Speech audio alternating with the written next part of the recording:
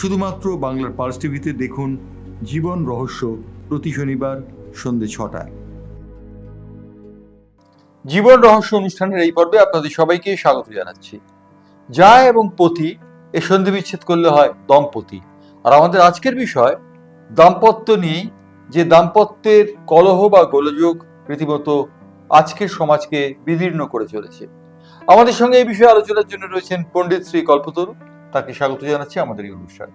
হরিওম হরিওম, নমস্কার জয়ন্তদা, আর নমস্কার আমার বাংলা পালসের দর্শক বন্ধুদের। বলুন। আমরা যে বিষয়টি নিয়ে আজকে আলোচনা করবো সেটি হচ্ছে দাম্পত্য কলহ। আমরা সবাই জানি বিবাহ বিচ্ছেদের পর একটা বিয়ে হয়। আমরা গত দুটি এপিসোডে বিবাহ বিচ্ছেদ নিয়ে কথা বলেছি, বিয়ের ব্যাপারটা আমরা আসছি। দাম্পত্য, এই দাম্পত্যে কলহের সৃষ্টি যেটা বলা হয়, সব দম্পতি প্রায় অভিযোগ করেন যে আমার মতো নয়, আমার যোগ্য নয়, আমার মতো ঠিক নয়। এটা কেন? এটা কিসের জন্য? জয়ন্তদা, একটা কথা বলি আপনাকে, কি আমাদের এই যে দাম্পত্য জীবনে বিচ্ছেদের কথা তো বলেইছি আমি, কিন্তু বিচ্ছেদের আগে কিন্তু কলহটা, ঝগড়া।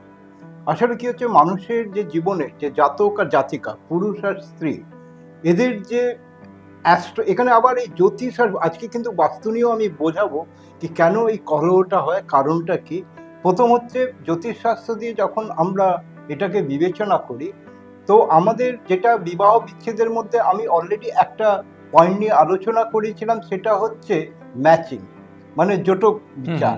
কি আমাদের যে 36 মার্কসের মধ্যে আমরা কত মার্কস পেলে তাহলে আমরা বিয়েটাকে ঠিক করি। এতে জাতকদের আর জাতিকাদের date of birth, birth time আর বার্থ প্লেস লাগে। এতে আমরা কাউন্টিং মার্কস, ম্যাক্সিমাম মার্কস হচ্ছে 36, তার মধ্যে যদি 18 পায় তাহলে আমরা বলি কি বিয়ে নিয়ে এগোতে, বিয়ের কথা বলতে। প্লাস এছাড়াও মাঙ্গলিকটা একটা ফ্যাক্টর, যেটা আমি অলরেডি গত বিস্তারিত মাঙ্গলিক নিয়ে আমি আলোচনা করেছি। তো এখন আপনাকে একটাই কথা বলবো কি, এই যে দাম্পত্য কলহ যে ব্যাপারটা আছে, প্রথম কথা যে এটা কিন্তু একটা ইউনিভার্সাল ব্যাপার। দেখুন, দাম্পত্য জীবনে হাজব্যান্ড ওয়াইফ খুব রেয়ার আছে যাদের মধ্যে মনোমালিন্য হয় না, এমনটা হয়ে থাকে। সংসারে ঘটি এবং বাটি থাকতে তার ঠোকাঠুকি লাগবেই। কারেক্ট। তো এখন ব্যাপারটা হচ্ছে, তাও আমাদের চেষ্টা হচ্ছে, কারণ দাম্পত্য যে কোনো জিনিস একটা লিমিটেশনসটা হচ্ছে ফ্যাক্টর। যদি দাম্পত্য কলহটা যদি চূড়ান্ত হয়, তখন কি হবে, স্বাভাবিকভাবেই তখন কি হয়, বাড়িতে অশান্তি হলে, অনেক বাড়িতেও দেখা যায় লোকেরা বলে কি আমি এই কাজ করতে পারছি না, ওই কাজ করতে, বাড়িতে এত অশান্তি, বাড়িতে নানান বাধা বিঘ্ন। তো ব্যাপারটা হচ্ছে, এই যে দাম্পত্য কলহ নিয়ে যখন আমি কথা বলবো, প্রথমে হচ্ছে কি দাম্পত্য কলহের জন্য মেন কোন কোন গ্রহ এফেক্টিভ, মানে অশুভ গ্রহ। প্রথম কথা হচ্ছে কি মাঙ্গলিক একটা ফ্যাক্টর আছে, মঙ্গলের অবস্থান। সেকেন্ড হচ্ছে স্যাটার্ন, শনির সাথে যদি মঙ্গলের যদি কম্বিনেশনস থাকে, সেখানে কিন্তু খুব রাগারাগি হয়।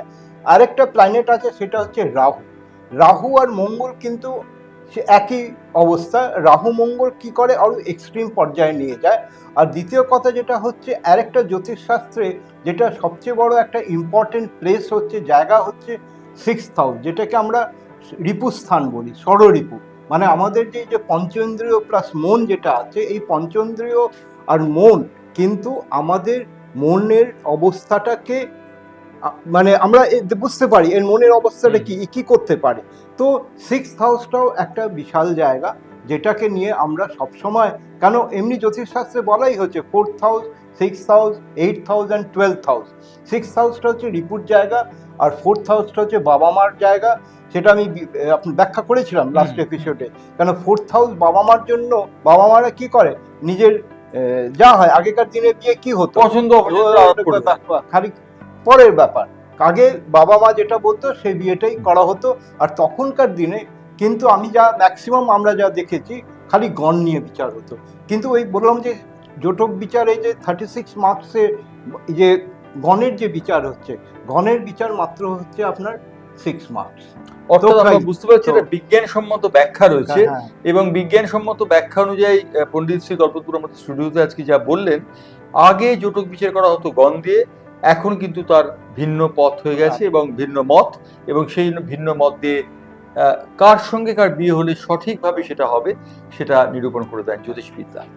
একটা কথা জিজ্ঞেস করি, সেটা হচ্ছে যে আমরা দেখতে পাই একজন পুরুষ এবং একজন নারী ভালোবেসে বিয়ে করে, অত্যন্ত ভালোবাসা ছিল তাদের। বিয়ের পরে সেই ভালোবাসাটা যেন কর্পূরের মতো উপে যায় এবং বিভিন্ন বিষয়ে তাদের মতপার্থক্য তৈরি হয়। এটা কেন হয়? দেখুন জয়ন্তদা, একটা কথা বলি আপনাকে, এই যে দাম্পত্য যে জীবনটা যেটা হয়, এটা আমি বারবার বলি, শুনতেও আমার নিজেই খারাপ লাগে কি, এই যে ঈশ্বর কিন্তু বিধান, কিন্তু এই জন্ম বিবাহ মৃত্যু এটা কিন্তু বিধানের হাতে।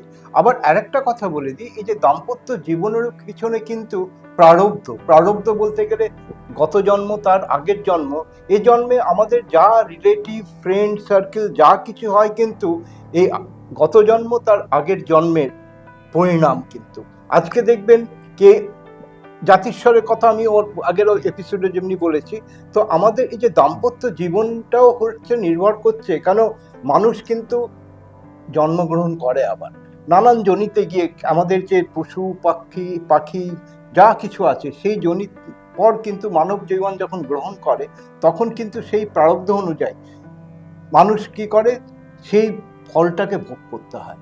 দেখবেন যে এই যে তার জন্য আমরা বলি কালসর্প যোগ একটা আছে, যেটাকে রাহু কেতুর জন্য করা মানে বিবেচনা করি, আর এটাকে আমরা আবার পিতৃদোষও বলি। এই পিতৃদোষ কাটাবার জন্য কিন্তু আপনি জানেন এই গয়ায় যে আমরা যে পিণ্ডদান করি, প্লাস এখন তো মহালয়া আসছে, কিছুদিনের পরেই মহালয়া আছে, সেই মহালয়াতে আমরা নিজের পিতৃপক্ষের সূচনা যেটা বলা হ্যাঁ হয়। এখন পিতৃপক্ষ চলছে, দেবী পক্ষের সূচনা। মহালয়ার পরে কিন্তু দেবী পক্ষের সূচনা হবে। আর মহালয়ার দিন কি করি আমরা, তর্পণ করি। তর্পণ কেন করি? তর্পণ করি আমরা যে যে পিতৃলোক আছে, পিতৃপুরুষরা আছে, তাদেরকে আমরা জলদান করি। ব্যাপারটা টেকনিক্যালি সায়েন্টিফিক্যালি আমি এই যে তর্পণটা কেন বলবো, সায়েন্টিফিক্যালি তার একটাই রাজন হচ্ছে গ্র্যাটিটিউড, মানে কৃতজ্ঞতা জ্ঞাপন করা, কি আজকে আমরা নিজের মানে দাদু পরদাদু তার যে অ্যানসেস্টারদেরকে, ইভেন তাই না, আমরা যখন মহালয়ার যখন আমরা যে তর্পণ করি, খালি নিজের পিতৃপুরুষ না, আমরা সর্বপিতৃ লোকদের আমরা জলদান করি। ইভেন তাদেরকে আমরা এই যে তিল আর জল দিয়ে যে দান করি, তাদেরকে তৃপ্ত করা হয়। এই এটাকে আবার একটা নাম হচ্ছে শ্রাদ্ধ ক্রিয়াও সেদিন করা হয়। ইভেন আমরা বাঙালিরা জানি, কেউ মারা গেলে শ্রাদ্ধ ক্রিয়া এটা কমন ব্যাপার, যেটা লোকেরা জানে। অর্থাৎ পণ্ডিতজি, আপনি যেটা বলতে চাইছেন, এই জন্মান্তর বাদ সে বিবাহের ক্ষেত্রেও সেটা প্রযোজ্য। কারেক্ট, যেমন মরণের ক্ষেত্রে প্রযোজ্য, যেমন বিবাহের ক্ষেত্রে হ্যাঁ, বিবাহের ক্ষেত্রে প্রযোজ্য। তাই জন্য এই ফলভোগটা আমরা করতে হয়। দেখা যায় যে আমি গত জন্মে আমি নিশ্চয়ই কোনো, আজকে আমার যদি যে এই যে ডিভোর্স, বিবাহ বিচ্ছেদ, এটাও একটা প্রারব্ধ, সেটা আমি বলেছি গত এপিসোডে। তো সিমিলারলি যে দাম্পত্য করার ব্যাপারটা, এটাও একটা ফ্যাক্টর। জ্যোতিষ ছাড়াও বাস্তুশাস্ত্রের অনুযায়ী কিন্তু দেখবেন অনেকের অ্যাস্ট্রোলজিক্যাল অ্যাসপেক্টে আমরা নিজেরা দেখেছি, আমার সে এক্সপিরিয়েন্স আছে যে তাদের সব কিছু ম্যাচ করেছে, তা সত্ত্বেও দেখা যাচ্ছে হাজব্যান্ড ওয়াইফের ঝগড়া। তখন তারা আমাকে বলে, তো হাজব্যান্ড অথবা ওয়াইফ বলে কি আমাদের আবার সেম জিনিস হচ্ছে। তখন আমরা কিন্তু ওই জ্যোতিষের তখন বলি কি না, আপনি একটু বাড়ির বাস্তুটা ঠিক করবেন, কারণ বাড়ির যে বেডরুমটা কিন্তু হচ্ছে এনার্জির জায়গা। বেডরুম আমাদের বাড়ির হচ্ছে খুব ইম্পর্টেন্ট প্লেস, যেখান থেকেই মানে সব, ওটা একটা source of the light, source of the energy হচ্ছে, আমি বেডরুমকে বলবো। সেখান থেকেই সব সোর্স কিন্তু, অর্থাৎ সেখানেই প্রেম, সেখানেই ভালোবাসা, সেখানেই আবার আমরা সব কিছু হয়। তো এখন কি হচ্ছে, অ্যাজ পার বাস্তুশাস্ত্র দাম্পত্য কলহ কমানোর জন্য আমি আজকে কয়েকটা টিপস দেবো আজকে, যেটা দর্শক বন্ধুদেরকে জানা দরকার। প্রথম কথা কি হচ্ছে, দেখবেন বেডরুমে আমরা কি করে থাকি, বেডরুমে কিন্তু আমরা আয়না ইউজ করি। আয়না কিন্তু ইউজ করা উচিত নয়। কেন বেডরুমে আয়না ইউজ করা উচিত নয়, তার কারণটা কি হচ্ছে, আমরা 24 ঘন্টার মধ্যে আমরা 8 ঘন্টা যে ঘুমোই, যখন আমরা ঘুমোই আমরা তো বডি মাইন্ড নিয়ে আলোচনা করি সব সময়, কিন্তু আমাদের একটা আত্মা আছে, যে আত্মাটা হচ্ছে বিনশ্বর। ওই 8 ঘন্টা যখন আমরা ঘুমোই, তখন আমাদের আত্মা শরীর থেকে কিন্তু বাইরে গিয়ে বিচরণ করে। কারণ যেমনি আমরা মানুষরা যেমনি খাওয়া দাওয়া এন্টারটেনমেন্ট, খেলাধুলা, গান বাজনা সব কিছুই করি, তো ওই 8 ঘন্টার টাইম কিন্তু ওই সোলের জন্য, কিন্তু ওই আত্মার জন্য। ওই আত্মা তখন কি হয়, যদি চারদিকে যদি আপনার বেডরুমে যদি যে কোনো একটা জায়গায় বেডের সামনে যদি আয়না থাকে, তাহলে কি হয়, সেই আত্মা আপনার শরীর থেকে বেরোতে পারে না। কেন বেরোতে পারে না? কেন ওই ইমেজ, আয়নার যে ইমেজটাকে দেখে সে ভয় পায়, বেরোতে পারে না। তখনই কি হয়, যদি আপনার আত্মা যদি না বেরোয়, আপনার যে সাউন্ড স্লিপ ঘুম তখনই হয় যদি আপনার সোল যদি ঠিকভাবে বিচরণ করে। ইভেন আমরা যে আত্মা যে আছে সেটা কিন্তু বিচরণ করে, কিন্তু ইভেন দেখবেন আমরা যখন রাত্রেবেলায় যে নানান যে স্বপ্ন দেখি, আমরা অনেক সময় স্বপ্নকে ইগনোর করি, কিন্তু স্বপ্ন একটা হচ্ছে বিশাল সাবজেক্ট। এই জীবন রহস্যতে স্বপ্ন নিয়ে আমি একদিন আলোচনা করব। অবশ্যই। তো ব্যাপারটা কি হচ্ছে, বেডরুমে আয়না লাগাবেন না। তাতে কি হবে, আয়না লাগালে আপনার ঘুম ভালো হবে না। আপনার ঘুম যদি ভালো না হয় তাহলে আপনার শরীর সুস্থ থাকবে না, আর শরীর সুস্থ না থাকলে আপনি মন দিয়ে ভালোভাবে কাজ করতে পারবেন না। এটা একটা বড় টিপস। আর সেকেন্ড টিপস হচ্ছে, আপনি সবসময় বেডরুমে এটা মাথায় রাখবেন যে আমরা বেডরুমে দেখবেন ম্যাক্সিমাম জায়গা আমি দেখেছি বাস্তু করতে গিয়ে বেডরুমে সব ঠাকুরের ছবি টবি রাখে। আমি মানা করি কি, ঠাকুরের ছবি কিন্তু ঠাকুরের জায়গা হবে, বেডরুমে কিন্তু ঠাকুরের অবস্থান হওয়া উচিত না। খুব যদি বেশি হয় তাহলে আপনি গণেশজি করতে পারেন, কৃষ্ণ ঠাকুরের রাখতে পারেন।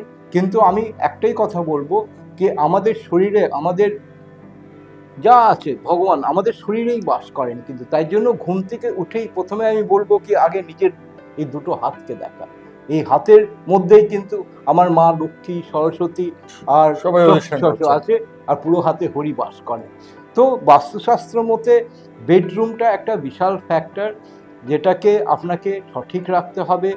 ইভিন আমি আরেকটা টিপস দিয়ে দিচ্ছি বাস্তুশাস্ত্র মতে, যদি আপনার বাড়িতে বেশি কলহ যদি হচ্ছে তাহলে কি করবেন, বেডের নিচে একটা কাঁচের শিশি, শুধু প্লাস্টিকের শিশি না, একটু ভালো মধু আপনি বিছানার তলায় রাখবেন।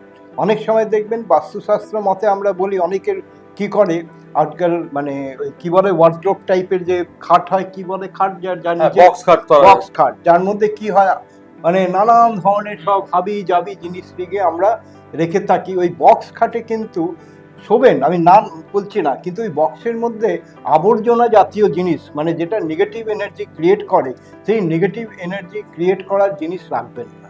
সেটাকে অর্থাৎ আমরা বুঝতে পারছি যে দাম্পত্য কলহে বাস্তুরও একটা বড় ভূমিকা রয়েছে, এবং বাস্তু সেক্ষেত্রে কিভাবে থাকবে, ঘরের অবস্থান কি হবে, ঘরে কি কি জিনিস আছে তার উপর নির্ভর করে। প্লাস আরেকটা জিনিস আমি বলে দিই দর্শক, এটা খুব কমন জিনিস, কিন্তু অনেক সময় আমরা কিন্তু ফ্ল্যাটে থাকি বলে নিজের ডেকোরেশন ঠিক করার জন্য অনেক সময় আমি বেডরুমে দেখেছি বেড আপনার নর্থ টু সাউথ করা আছে, মানে নর্থের দিকে মাথা করার, কিন্তু নর্থের দিকে মাথা করে কখনো ঘুমোতে নেই। আমি তখন তাদেরকে বলি আপনাকে খাট ছড়াতে হবে না, আপনি যখন রাত্রে ঘুমোতে যাবেন, রাত্রেবেলা তো কেউ দেখতে আসছে না, আপনি দক্ষিণ দিকে মাথা করে ঘুমোবেন। তো সবসময় মনে রাখবেন দক্ষিণ দিকে অথবা পূর্ব দিকে, এই দুটো দিকে যদি আপনি মাথা দিয়ে শোন তাহলে আপনার ঘুম ভালো হবে। এরাও কিন্তু বৈজ্ঞানিক ব্যাখ্যা আছে, এটাকে মাথায় রাখতে হবে। কেন আমাদের এই যে হিউম্যান বডিটা আছে, আমাদের এই হিউম্যান বডিটা কিন্তু এই মাথাটা হচ্ছে কিন্তু নর্থ পোল আর পাটা হচ্ছে সাউথ পোল। আমরা দেখবেন যখনই কোনো গুরুজনকে যে পা ছুঁয়ে অথবা নিজের মাথা আমরা পায়ে থেকে কেন করি, আমাদের এটা নর্থ, ওই যে গুরুজন ব্যক্তিদের যখন আমি মাথা চরণ স্পর্শ করি, মাথাকে ঠেকাই, তখন সেই যে মানে আমার যে সিনিয়র লোক আছেন অথবা কোনো ঋষিমুনি অথবা গুরুদেব গুরুস্থানীয় লোক আছেন, তাদের এনার্জিটাকে আমরা পাওয়ার জন্য আমরা নিজের মাথাটাকে সেখানে ঠেকাই। এখানে কিন্তু মানে সম্মানের সাথে সাথে এখানে কিন্তু ওই এনার্জির কিন্তু আদান প্রদান হয়। রাইট। আচ্ছা, এই যে টিপসগুলো দিলেন, এই টিপসগুলোর মধ্যে প্রথম টিপস আপনারা নিশ্চয়ই বুঝতে পেরেছেন, ঘরের মধ্যে কোনো আয়না লাগাবেন না। দ্বিতীয় টিপস হচ্ছে যে বাস্তুশাস্ত্র অনুযায়ী আপনি এমন কোনো কাজ করবেন না যেখানে আপনার কোনো ক্ষতি হতে পারে। অতএব আরো কয়েকটা টিপস উনি দেবেন নিশ্চয়ই। তবে বাস্তু এবং দাম্পত্য কলহ যে একসঙ্গে চলে এবং একে অপরের পরিপূরক, সেটা আমার জানা ছিল না। আমরা ওগো থেকে মার্জনা করবেন না।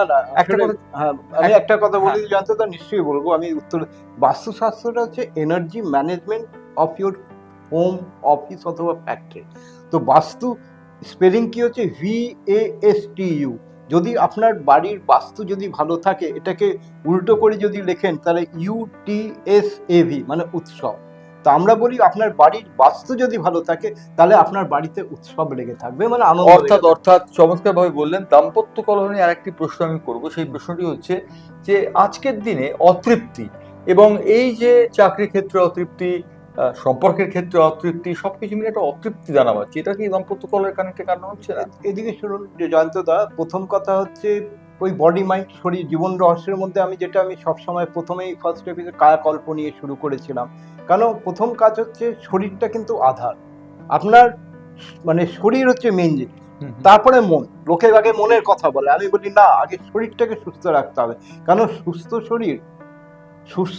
শরীর হলেই তবে সুস্থ মন তৈরি করা যায়।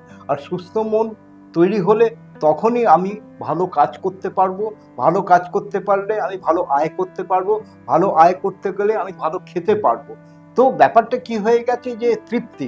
তাই জন্য আমাদের শাস্ত্রে এক একটা কথা বলা আছে, সন্তোষম পরম সুখম, সন্তোষ। অর্থাৎ অল্পতে সন্তুষ্ট থাকাটা বড় ব্যাপার। আমাকে সবসময় মাথায় রাখতে হবে কি ঈশ্বর যে আমাকে দিচ্ছেন তাতেই আমি সন্তুষ্ট থাকবো। তাকেই যদি আমি নার্সিং করি তাহলে ন্যাচারালি, কিন্তু আমরা তা করি না, আমরা অল্পতে আরো চাই।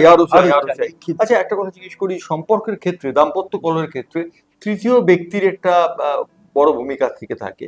সচরাচর বলা হয় দাম্পত্য কলহে তৃতীয় ব্যক্তির আবির্ভাব হলেই সেটা গন্ডগোল হয়। সেটা স্বাভাবিক, এটা 100 বার সত্য কথা। ম্যাক্সিমাম ক্ষেত্রে আমরা যে পেয়েছি দেখা গেছে, আমার কাছে এমনি প্রচুর কেসেস আছে। তো ব্যাপারটা হয়ে গেছে যখন বিবাহ ক্ষেত্রে জাতিকা মানে স্ত্রী যদি তার নিজের বাবার কথা শোনে, তখনই কিন্তু নানান ধরনের সমস্যা।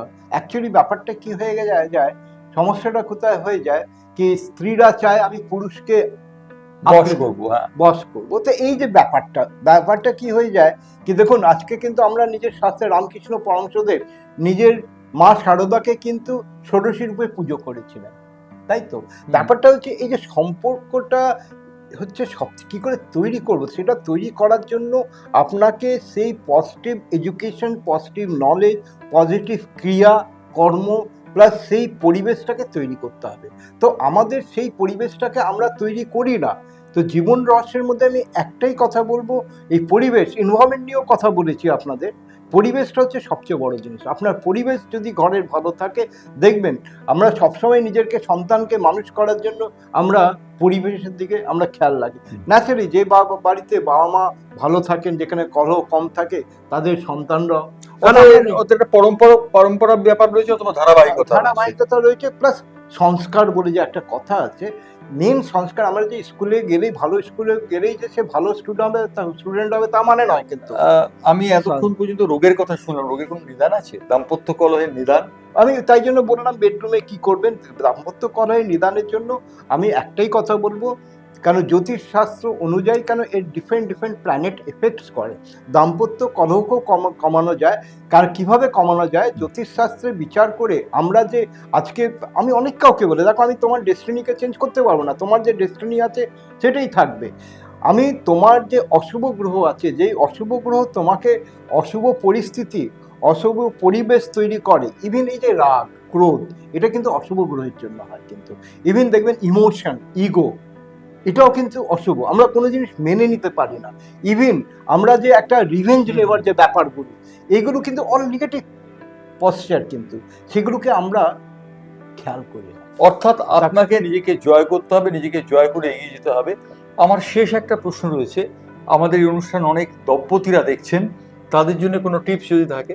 আমি একটাই কথা বলবো দম্পতিদের, কি আপনারা নিজের বেডরুমটা হচ্ছে খুব ইম্পর্টেন্ট জিনিস, সেটাকে পরিষ্কার পরিচ্ছন্ন রাখবেন।